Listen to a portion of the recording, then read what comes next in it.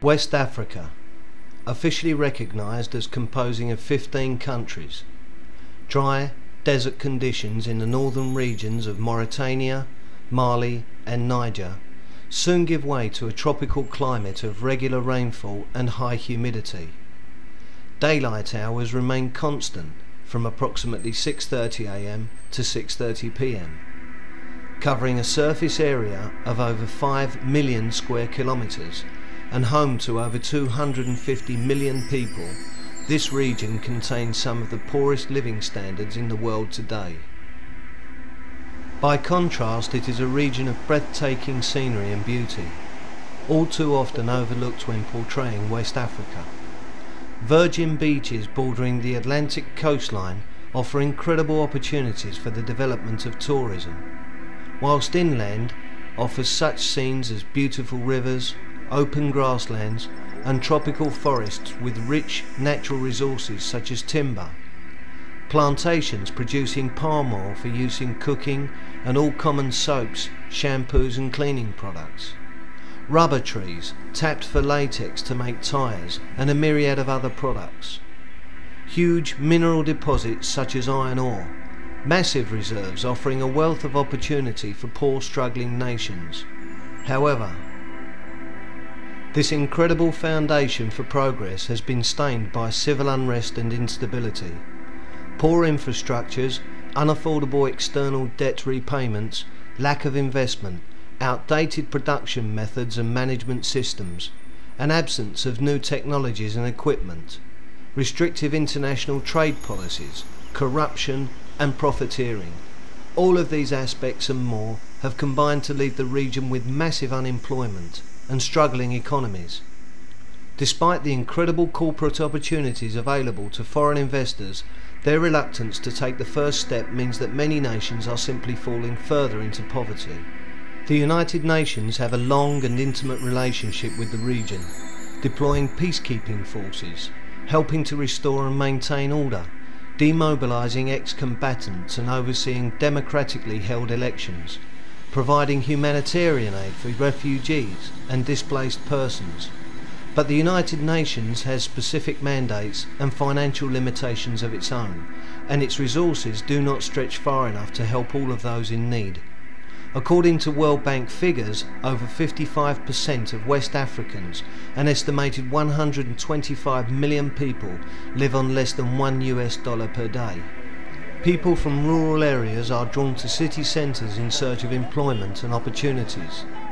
These already overpopulated urban areas are then put under further strain. Inadequate and dilapidated water, sewage and electricity supplies leave the majority of city dwellers living in misery.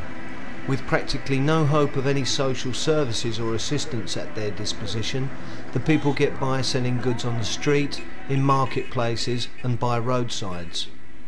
60% of the West African population is under 20 years of age. Malnutrition affects 29% of children under 5, and the environment in which they grow up offers little comfort. Many homes are no more than rudimentary shelters and generally have no access to sewage disposal or clean water supplies. With only 1% of the rural population provided with electricity, when darkness falls, illumination by candle or hurricane lamp is usually the only option. Constructions are generally made from wood, mud bricks or breeze blocks, and with constant exposure to heat and rain they are often in need of repair. Without access to credit or loans, entrepreneurs are also caught within the cycle of poverty. Small businesses are unable to grow, and often initiatives such as roadside brickmaking factories can appear and close within weeks. In rural areas, circumstances are even worse.